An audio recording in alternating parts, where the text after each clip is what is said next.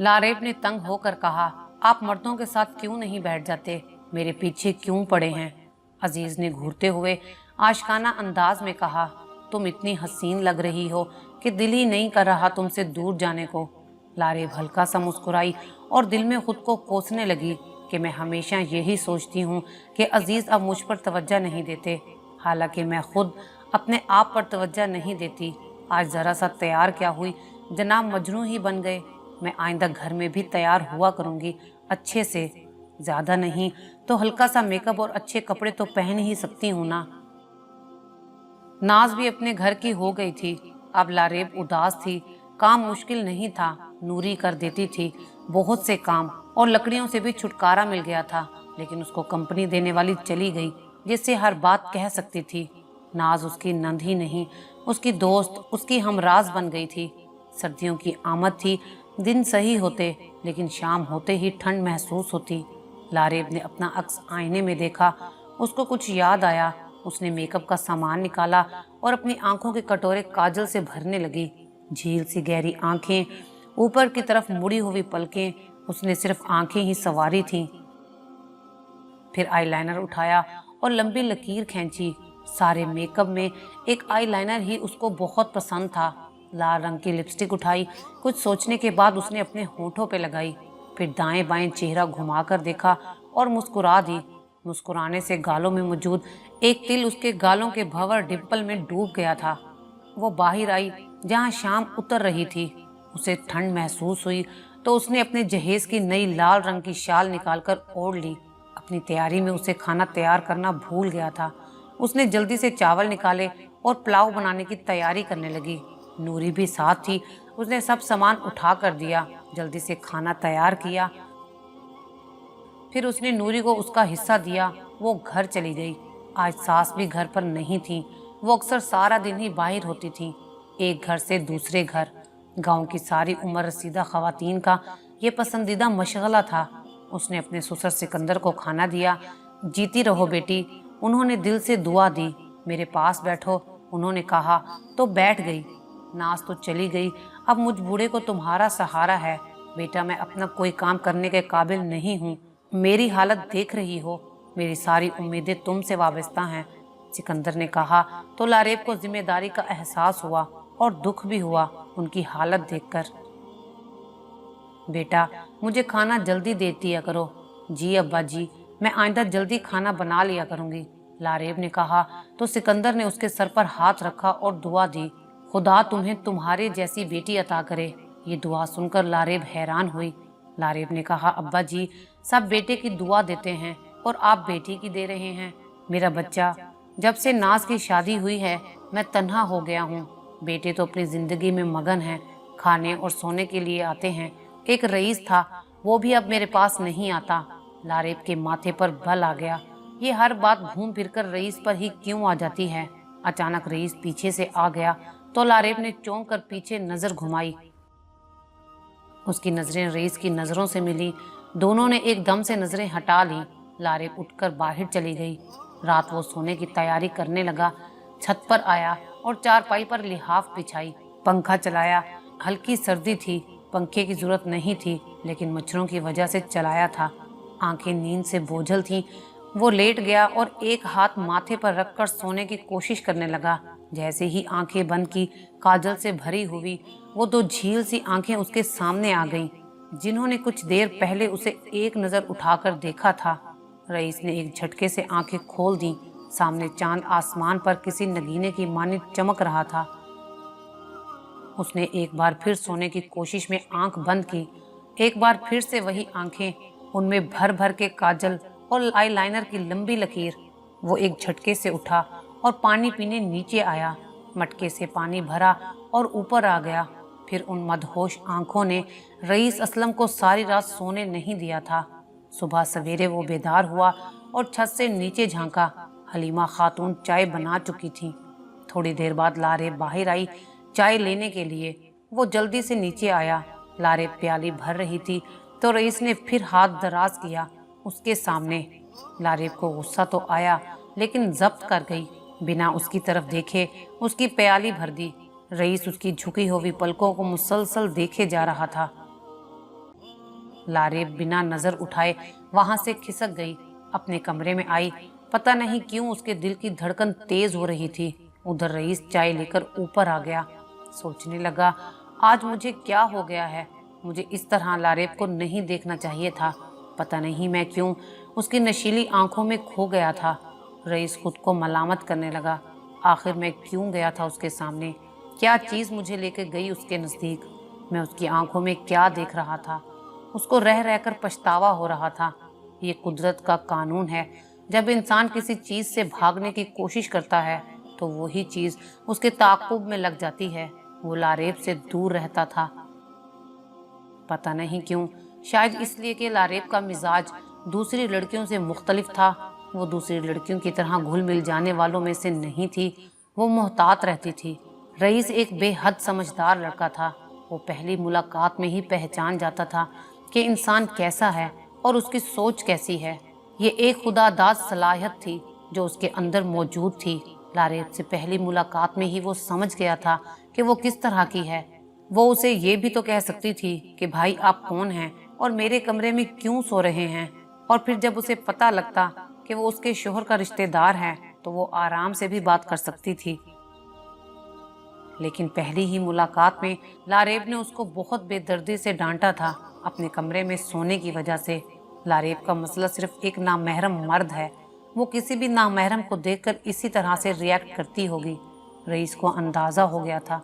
उधर लारेब सोच रही थी, घटिया इंसान कैसे आ गया मेरे सामने? हिम्मत कैसे हुई उसकी मुझसे चाय मांगने की? उसके अपने हाथ टूट गए थे क्या? फिर मुझे घूरते ही जा रहा था पागलों की तरह। उसकी ये हरकत किसी को बताऊंगी तो मैं ही बुरी बन जाऊंगी। सबको रईस पे अंधा एतबार जो है। लारेब अंदर ही अंदर तप रही थी गुस्से से। लारेब को चाय पीनी थी, लेकिन इस डर से बाहर नहीं आ रही थी कि कहीं वो भूत फिर से ना आ जाए। उसने कमरे का दरवाज़ा खोलकर बाहर झांका।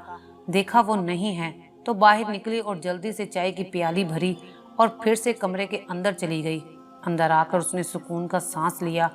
उसे कमरे के अंदर बैठे हुए बहुत देर हो गई थी, लेकिन आखिर कब तक अंदर बैठी रहती? बाहर निकलना तो था घर के काम काज के लिए। बिलाखिर वो बाहर आई, इतराफ में नज़र घुमाई। उसे वो कहीं नज़र नहीं आया। उसने सुकून का सांस लिया और काम शुरू किया। झाड़ू उठाया और देने लगी। कोई ख़ास कचरा नहीं होता था घर में, बस दरख्तों के पत्ते गिरते थे। आटा गूंदना आता है तुम्हें? उसने नूरी से पूछा। हाँ बाजी, मैं तो रोटियां भी पका लेती हूँ, नूरी ने हाँ को लंबा खींचते हुए कहा। उसने नूरी को आटा दिया गूंदने के लिए और रोटियां खुद पकाईं। दिन का खाना यही होता था, लस्सी, पराठा, मक्खन, दही। वो बेजार हो गई थी पराठा और लस्सी खा खा कर। उसे शहर के खाने याद आ रहे थे। वहाँ तो दिन में भी सालन पकता था। उस दिन के बाद से 4 दिन तक रईस उसे घर में नजर नहीं आया। ना वो सोने के लिए आता था, ना खाने के लिए। पता नहीं पागल कहाँ चला गया। फिर से मुझे सलवातें सुननी पड़ेगी उसकी वजह से। लारेब को परेशानी होने लगी थी। जब पूरा हफ्ता वो घर नहीं आया तो उसकी परेशानी बढ़ गई। पता नहीं उसे अब खुद भी बेचैनी हो रही थी रईस को देखने के लिए। वो किसी से पूछ भी नहीं सकती थी। बिलाखिर उसने अपने छोटे देवर हमाद से पूछा। उसने सोचा हमाद को कोई होश वगैरह नहीं है। सुनो, तुम्हारे रईस भाई नजर नहीं आ रहे 1 हफ्ते से, कहीं गए हुए हैं क्या? लारेब ने राजदारी से पूछा। हाँ, वो रईस भाई का इंटरव्यू था नौकरी के लिए, इसीलिए शहर गए हैं, हमाद ने बताया। तो उसकी जान में जान आई। शुक्र है, वरना मैं तो डर गई कि मेरी वजह से कहीं चला ना गया हो। उसने दिल ही दिल में शुक्र किया। हमाद इतना भी सादा नहीं था जितना लारेब समझ रही थी। 1 हफ्ते बाद जैसे ही वो घर में दाखिल हुआ तो उसने रईस को देखते ही कहा, रईस भाई पता है, भाभी आपका पूछ रही थी कि आप इतने दिनों से कहाँ गायब हैं। हमाद ने लारेब के सामने ऊंची आवाज में रईस से कहा तो लारेब चौंक गई। रईस ने हमाद की बात सुनकर लारेब की तरफ हैरत से देखा। लारेब नजरें चुराती हुई अंदर की तरफ भागी। उसे खुद पर गुस्सा आ रहा था और खुद से भी ज्यादा हमाद पर। लारेब के अंदर जाने के बाद रईस ने हमाद को आंखें दिखाईं। ऐसी बातें नहीं बोलते हैं हमाद, आइंदा ऐसा मत कहना। रईस ने हमाद को दोनों बाजुओं से पकड़ा और झिंझोड़ कर कहा, और खूब आंखें दिखाईं ताकि वो डर जाए।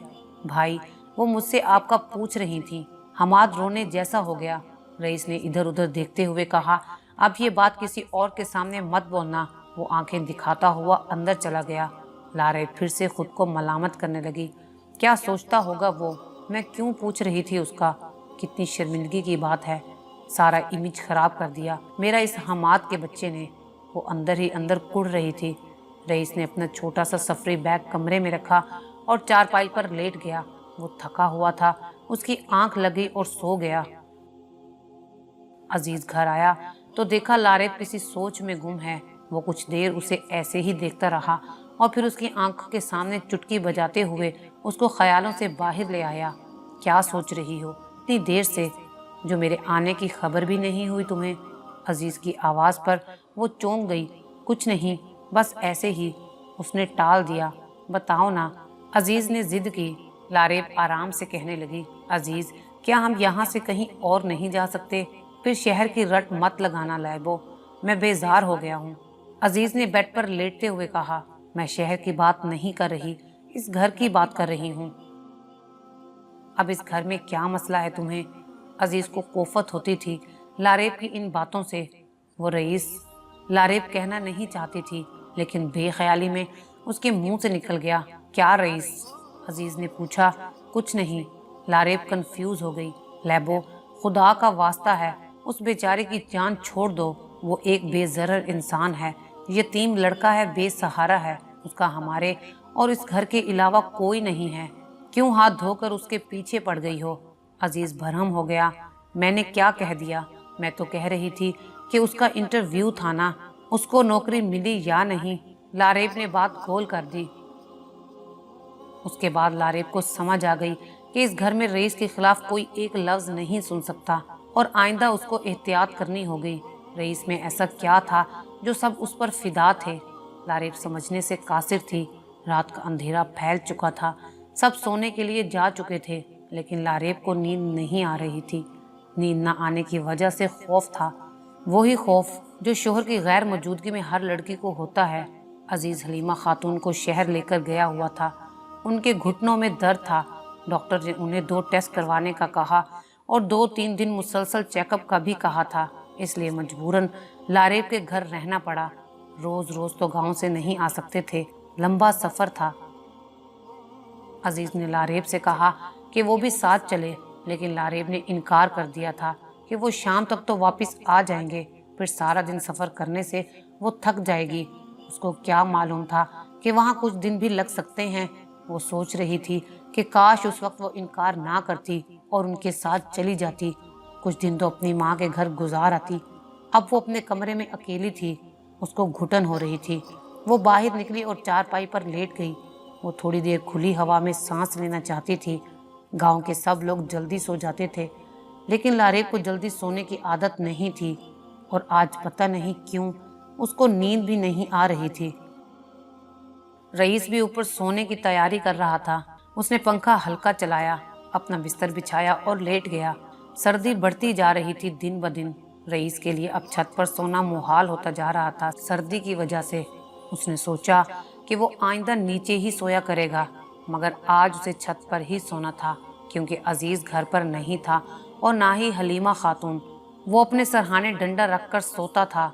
गांव के तकरीबन तमाम मर्द ही अपने साथ कोई न कोई हथियार रखते थे। गांव में चोरी चकारी ज्यादा थी। भैंसे चोरी करने के लिए चोर आ जाते थे। इस वजह से तकरीबन सबके पास ही कोई न कोई हथियार लाजमी होता था। वो चारपाई से उठा और एक नजर इर्द गिर्द डाली। अचानक उसने छत से नीचे झांका तो देखा लारेब बाहर बैठी हुई है। अब कौन समझाए कि ये वक्त नहीं है बाहर बैठने का, ये वक्त चोर उचक्कों के आने का है। अकेली लड़की का इस तरह से बाहर इस वक्त बैठना सही नहीं है। मेरी शक्ल तो वैसे ही मैडम को पसंद नहीं, कुछ कहूँगा तो खामख्वाह बुरा मान जाएगी, रईस ने सोचा और सोने के लिए लेट गया। लारेब अपने कमरे में सोने के लिए चली गई। ना जाने रात के कौन से पहर लारेब की आंख खुली और वो बाहर आई और मटके से पानी पिया। अंदर अपने कमरे में जाने ही लगी थी कि कोई उसका हाथ खींचकर उसको कमरे में ले गया। लारेब का मोबाइल उसके हाथ से गिर गया। कमरे में अंधेरा था, वो देख नहीं पाई कि कौन है। उस शख्स ने उसके मुंह पर हाथ रखा ताकि वो चीख ना सके। मोबाइल टॉर्च की हल्की सी रोशनी कमरे में फैल गई। लारेब खुद को छुड़ाने की कोशिश करने लगी। ये हमला इतना अचानक था कि उसे समझ नहीं आ रहा था कि वो क्या करे। नीम रोशनी में उसे बस इतना ही नजर आया कि उस शख्स ने अपना चेहरा किसी कपड़े से छुपाया हुआ है और सिर्फ उसकी आंखें नजर आ रही थी। ना जाने कब से मैं इस वक्त के इंतजार में था कि तुम अकेली मुझे मिलो। आज मुझे पता चला कि तुम्हारा शोहर और तुम्हारी सास घर पर नहीं है, तो मुझे मौका मिल गया। डरो मत, मैं तुम्हारे साथ कोई बदतमीजी करने नहीं आया। मैं सिर्फ तुमसे इतना कहने आया हूँ कि मैं तुम्हारे हुस्न पर आशिक हो गया हूँ। जब से तुम्हें पहली बार देखा तब से तुमसे बात करने के लिए तड़प रहा हूँ, लेकिन मौका नहीं मिला। तुम्हारा शोहर हर वक्त अपने साथ असला रखता है, जिसकी वजह से मैं तुम्हारे घर के आसपास भी नहीं भटकता। मगर आज दिल के हाथों मजबूर होकर कह रहा हूँ कि मैं तुम पर फिदा हूँ। मेरी मोहब्बत को कबूल कर लो। वो शख्स उसके कान के करीब होकर सरगोशी कर रहा था, बहुत हल्की आवाज में। मुंह पर कपड़ा होने की वजह से लारेब उसकी आवाज सही से पहचान नहीं पा रही थी। तुम्हें मेरी मोहब्बत कबूल है या नहीं, सिर्फ सर हिलाकर जवाब दो। लारेब बिल्कुल बेबस थी। उसने नफी में सर हिलाया। तो तुम्हें उस इंसान से मोहब्बत है जो तुम्हारी कदर जानता ही नहीं, उसको एहसास ही नहीं कि उसको कैसा हीरा मिला है। सच तो ये है कि वो तुम्हारे लायक ही नहीं था। उस शख्स ने इसी तरह दबी हुई आवाज में सरगोशी की। लारेब खुद को छुड़वाने की पूरी कोशिश कर रही थी, बिलाखिर कामयाब हो ही गई। नावल दुल्हन की पहली गलती अभी जारी है।